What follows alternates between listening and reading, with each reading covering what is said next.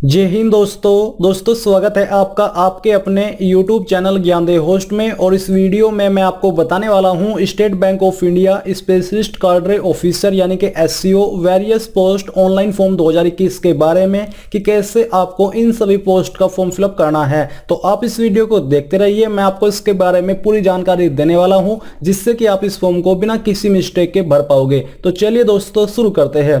दोस्तों जैसा कि आप वीडियो में देख पा रहे हो, ये आपकी स्टेट बैंक ऑफ इंडिया की ऑफिशियल वेबसाइट है और यहाँ पर आप करंट ओपनिंग्स में देखोगे कि आपकी वैकेंसी निकाली गई है। अब दोस्तों मैं आपको बताना चाहूंगा अनअकैडमी के बारे में, जो कि इंडिया का लार्जेस्ट लर्निंग प्लेटफॉर्म है, जहां पर आप अनअकैडमी को ज्वाइन करके इसके प्लस फीचर्स का फायदा उठा सकते हो, जिसमें कि आपको लाइव क्लासेस दी जाएगी इंडिया के टॉप एडुकेटर के माध्यम से घर बैठे unlimited access to all courses मिलेगा। और जो आप अन्य फीचर देख पा रहे हो, इन सभी फीचर्स का फायदा आपको अनअकैडमी प्लस के साथ मिल जाएगा। और मैं आपको बता दूं कि अनअकैडमी लेकर के आया है अनअकैडमी CTET मेगा कार्निवाल, जिसमें कि बेसिकली यहां पर आपको 5 डेज तक 50 क्लासेस दी जाएगी, जो कि 50 बेस्ट एजुकेटर के माध्यम से आपको दी जाएगी। और ये जो आपकी क्लासेस है ये आपकी 23 दिसंबर से स्टार्ट होकर के 27 दिसंबर 2020 तक चलने वाली है। तो आप इसको ज्वाइन कर लीजिए, इसका लिंक आपको वीडियो के डिस्क्रिप्शन में दिया है।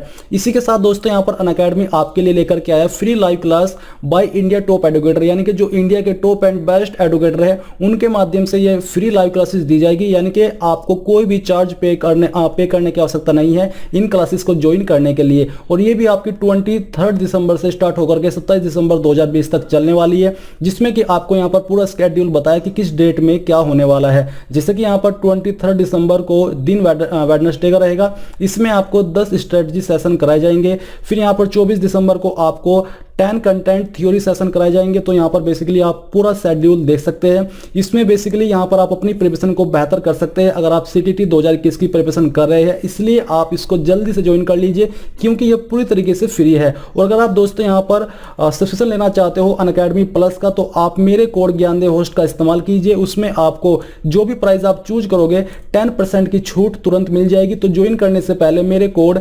GDHTET का इस्तेमाल करना बिल्कुल मत भूले। ज्वाइन लिंक्स आपको वीडियो के डिस्क्रिप्शन में दिए हैं स्पेशलिस्ट कार्डरे ऑफिसर की पोस्ट पर, जिसमें कि आपके डिसिप्लिन वाइज यहां पर अप्लाई लिंक एक्टिवेट कर दिए गए है और यहीं से आप इनका डिटेल्ड एडवर्टाइजमेंट भी रीड कर सकते हो। तो यहां पर आपको आने पर यह देखना है कि आपको किस पोस्ट पर अप्लाई करना है, तो आपको उसी पोस्ट के सामने क्लिक करना है। क्लिक करने पर यहां पर दोस्तों आपको उसका एडवर्टाइजमेंट डाउनलोड करने का लिंक दिया गया है और अप्लाई ऑनलाइन का लिंक दिया है, तो आपको उसके ऊपर क्लिक करना है। उसके ऊपर क्लिक करने के बाद आपके सामने यहां पर अप्लाई लिंक आ जाएगा। मैं आपको ये लिंक डायरेक्टली इस वीडियो के डिस्क्रिप्शन में देने वाला हूं, ताकि आप यहां से जिस भी पोस्ट पर आपको अप्लाई करना है उसी के अप्लाई लिंक पर क्लिक करके यहां से जो आगे का अप्लाई प्रोसेस को फॉलो कर सके। आगे का जो प्रोसेस है वो सेम रहेगा, बस आपकी पोस्ट का नाम अलग होगा। तो आप लोग इसमें 22 दिसंबर 2020 से लेकर 11 जनवरी 2021 तक अप्लाई कर पाओगे। तो यहां पर आने पर आपको क्या करना है, आपको click here for new registration के ऊपर क्लिक करना है। इसके ऊपर क्लिक करने के बाद यहां पर आपके सामने कुछ इस तरह का इंटरफेस आ जाएगा। अब यहां पर आपको सबसे पहले अपना फर्स्ट नेम फिलअप करना है और ये नाम आपका 10th की मार्कशीट के अनुसार होना चाहिए। जो भी आपका फर्स्ट नेम है इसको दोबारा से डाल करके कंफर्म कर दीजिए। मिडिल नेम मिडिल नेम आपका जो भी है यहाँ पर एंटर कर दीजिए, नहीं तो खाली छोड़ दीजिए। फिर आपको यहाँ पर दोस्तों लास्ट नेम एंटर करना है, उसको दोबारा से डाल करके आपको कंफर्म कर देना है। फिर यहाँ पर आपको अपना वैलिड मोबाइल नंबर एंटर करना है। इसके बाद इस नंबर को दोबारा से डाल करके कंफर्म करना है। अगर आप कोई अल्टरनेटिव नंबर देना चाहते हो तो यहाँ पर दे सकते हैं, नहीं तो आप इसको खाली छोड़ सकते हैं। फिर आपको अपनी ईमेल आईडी का सिर्फ यहाँ पर एड्रेस डालना है और डोमेन नेम के ऊपर क्लिक करके चूज करना है कि आपकी ईमेल आईडी किस डोमेन के ऊपर है। जैसे कि मेरी gmail.com के ऊपर है, इसलिए मैंने gmail.com सिलेक्ट किया। इसके बाद आपको अपनी ईमेल आईडी यहाँ पर दोबारा से डाल करके कंफर्म करनी है और इस बार आपको कोई डोमेन नेम डालने की आवश्यकता नहीं है, यानी कि सिलेक्ट करने की आवश्यकता नहीं है। आपको पूरी ईमेल आईडी यहां पर लिख देनी है। सिक्योरिटी कोड जो भी आपके सामने दिया गया है, सिक्योरिटी कोड आपको एंटर करना है। एंटर करने के बाद जो भी जानकारी आपने यहां पर भरी है इन सभी को चेक करके आपको नीचे आकर के सेव एंड नेक्स्ट के ऊपर क्लिक करना है।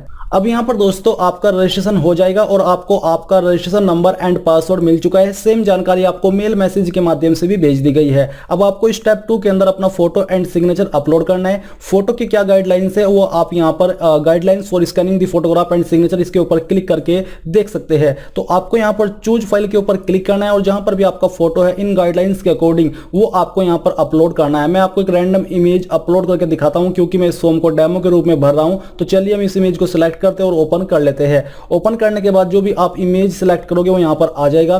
फिर आपको यहाँ पर अपना सिग्नेचर अपलोड करना है। तो यहाँ पर हम एक रैंडम सिग्नेचर अपलोड करते हैं। तो चलिए इसको सिलेक्ट करके ओपन कर लेते हैं। तो आपका जो भी सिग्नेचर है वो यहाँ पर आपको देखने को मिल जाएगा। अब आपको इन जानकारी को चेक करना है और फिर आपको नेक्स्ट के ऊपर क्लिक करना है।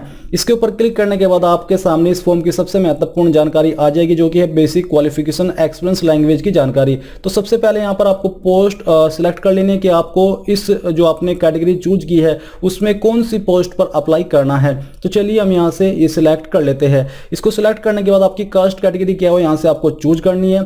इसको चूज करने के बाद आपकी सब कास्ट अगर आपके ऊपर लागू हो रही है तो आपको अपनी सब कास्ट लिखनी होगी। मान लीजिए आप ओबीसी है तो ओबीसी में आपकी कौन सी कास्ट है जो कि आप रियल में बुलाते हो अपने आप को, वो सब कास्ट यहाँ पर आपको लिखनी है।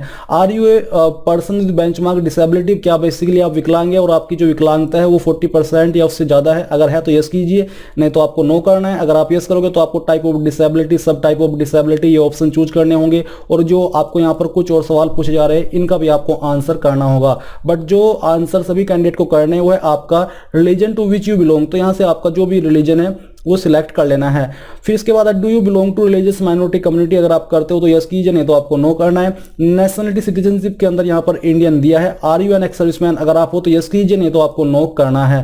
पीरियड ऑफ सर्विस, अगर आप यस करते हो तो आपको यहाँ पर मंथ के अंदर अपनी सर्विस का पीरियड बताना है। State UT to which centre of exam belong, यानी कि आप किस स्टेट के अंदर अपना एग्जाम सेंटर रखना चाहते हो, तो यहाँ से आपको सिलेक्ट कर लेनी है। इसके बाद सेंटर ऑफ एग्जामिनेशन, उस स्टेट के अंदर आप इनमें से किन लोकेशन पर अपने एग्जाम के सेंटर को प्रेफरेंस देना चाहते हो आपको चूज करना है।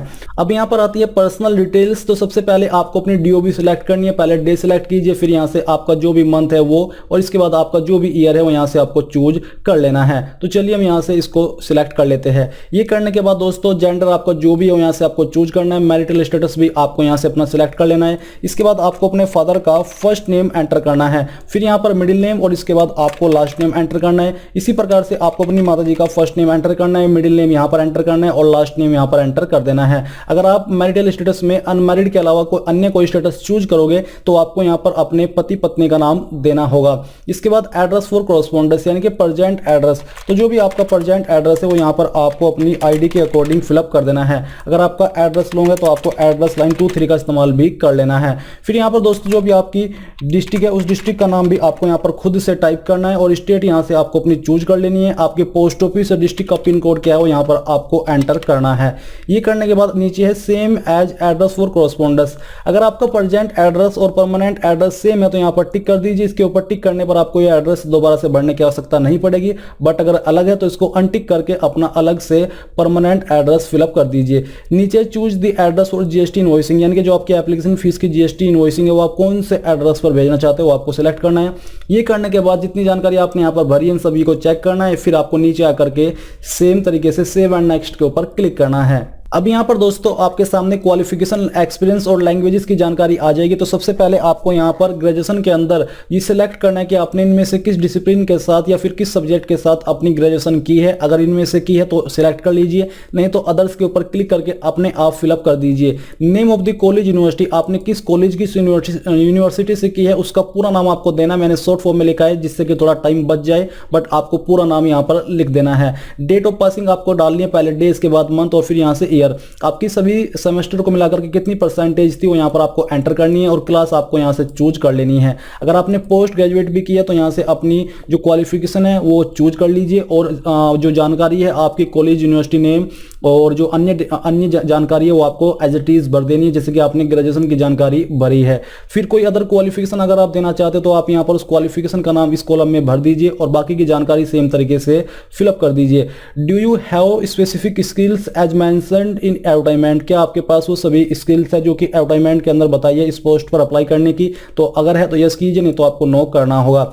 Do you process certification course, तो अगर आपके पास है तो यस कीजिए, नहीं तो आपको नो करना होगा। अगर आप यस कर रहे हो तो आपको यहाँ पर इनमें से बताना है कि आपके पास कौन सा कोर्स है। ये करने के बाद यहाँ पर नीचे आता है पोस्ट क्वालिफिकेशन वर्क एक्सपीरियंस। तो यहाँ पर दोस्तों आपको अपने एक्सपीरियंस की जानकारी देनी है। अगर आपने इस पोस्ट की एलिजिबिलिटी चेक की है तो आपको मालूम होगा कि इस पर एक्सपीरियंस जरूरी रूप से मांगा मांगा है या फिर नहीं मांगा है। तो आपको नेम ऑफ द एम्प्लॉयर के अंदर उस कंपनी या फिर उस बंदे का नाम देना है जहां पर आपने काम किया है। डेजिग्नेशन के कॉलम में आपको उस पोस्ट का नाम देना है जिस पोस्ट पर आपने काम किया है। और यहां पर जो फ्रॉम है इसमें आपको डे मंथ ईयर वो डालनी है जब आपने उस वर्क को ज्वाइन किया था। और टू के नीचे जो डेट मंथ ईयर है यहां पर आपको वो डेट डालनी है जिस दिन तक आपने काम किया है। अगर आप अभी भी काम कर रहे हो तो यहां से प्रेजेंटली वर्किंग के अंदर यस कर दीजिएगा। नेचर ऑफ ड्यूटीज, आपके काम का नेचर क्या था उसके बारे में थोड़ा शॉर्ट में आपको बता देना है। और किस वजह से आपने जॉब छोड़ी उसके बारे में भी आप यहां पर थोड़ा शॉर्ट में लिख सकते हैं, जैसे कि नॉट इंटरेस्टेड एनीमोर, इस तरह से, या कोई भी रीजन आप दे सकते हैं।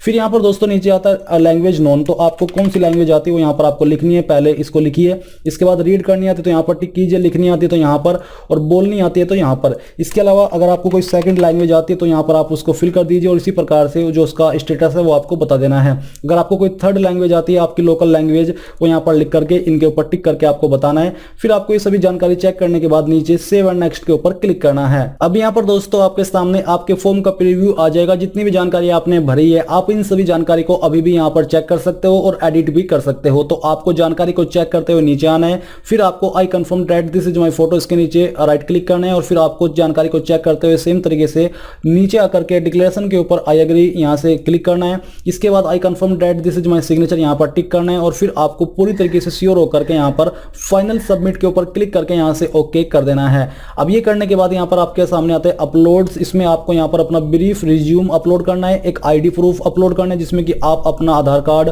आप पैन कार्ड या फिर पासपोर्ट, ड्राइविंग लाइसेंस, कोई भी आईडी अपलोड कर सकते हैं।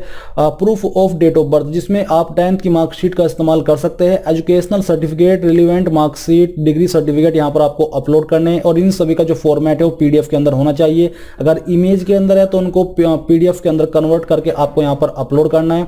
जैसे कि जो आपकी एजुकेशनल सर्टिफिकेट है, रिलीवेंट मार्कशीट है, इसमें काफी सारे आपके डॉक्यूमेंट होंगे, इसलिए आपको उनको मर्ज करके एक पीडीएफ फाइल के अंदर बना करके यहां पर अपलोड करना होगा। ये सभी डॉक्यूमेंट अपलोड करने के बाद आपको जो सिक्योरिटी कोड यहां पर दिया जा रहा है, सिक्योरिटी कोड फिलअप करके आपको सेव एंड नेक्स्ट के ऊपर क्लिक करना है। इसके अलावा दोस्तों यहां पर आप जो गाइडलाइंस है डॉक्यूमेंट अपलोड की वो इसके ऊपर क्लिक करके देख सकते हैं। उनके अंडर रह करके ही यहां पर डॉक्यूमेंट्स अपलोड हो पाएंगे और तभी आप यहां पर इसको अपलोड कर भी पाओगे।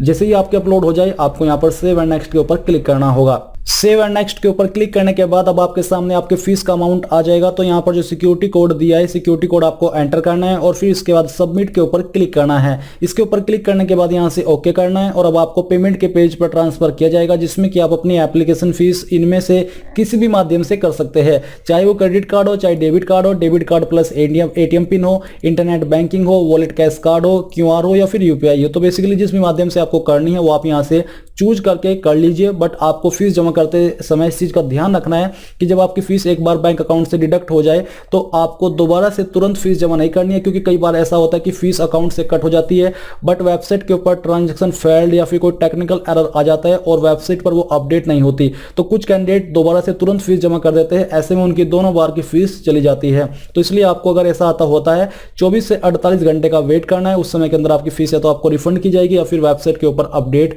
हो जाएगी। तो इस प्रकार से दोस्तों आप SBI SCO various post online form 2021 को भर पाओगे। अगर आपके सामने कोई भी प्रॉब्लम आती है तो आप मुझे कमेंट करके पूछ सकते हैं। एंड इस वीडियो के लास्ट में मैं आपसे यही कहना चाहूंगा कि आप इस वीडियो को लाइक, शेयर और साथ ही साथ आपके अपने YouTube चैनल ज्ञानदेव होस्ट को सब्सक्राइब करके बेल के आइकन को ऑन कर ले ताकि आपको आगे आने वाली वीडियोस के नोटिफिकेशन सबसे पहले मिल पाए। जय हिंद दोस्तों।